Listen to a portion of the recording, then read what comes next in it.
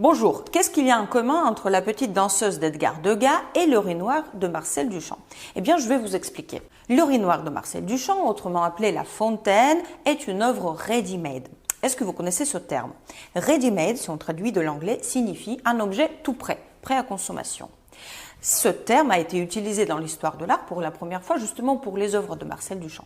Qu'est-ce qu'il fait en 1917? Il achète un urinoir, il le retourne, il le signe avec son pseudonyme Hermut, il met l'année 1917 et voilà qu'un simple objet utilitaire est devenu une œuvre d'art.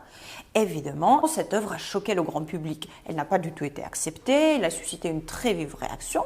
Cependant, quelques décennies plus tard, Marcel Duchamp fait plusieurs copies de l'urinoir, ce qui fait qu'il en existe aujourd'hui plusieurs dans le monde.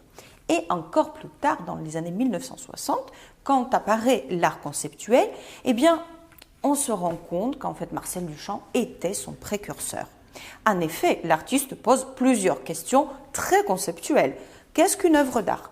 Qui fait une œuvre d'art? Le spectateur qui la regarde ou bien l'artiste qui peut désigner un objet d'un geste simple en disant « voilà, c'est une œuvre d'art », le signer, le placer dans un musée, transformant ainsi le statut même de l'objet. C'est pour ça que La Fontaine de Duchamp est si importante pour l'art du XXe siècle. Mais quel est le rapport avec la danseuse de Degas, demanderez-vous?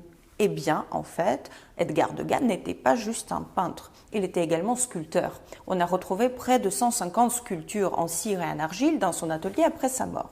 Sauf qu'il ne les a jamais exposées, à une exception près. En effet, en 1881, il expose La petite danseuse. Alors, qu'est-ce que fait Degas? Il utilise des cheveux et des yeux de poupée. Il place dans ses cheveux une rose artificielle.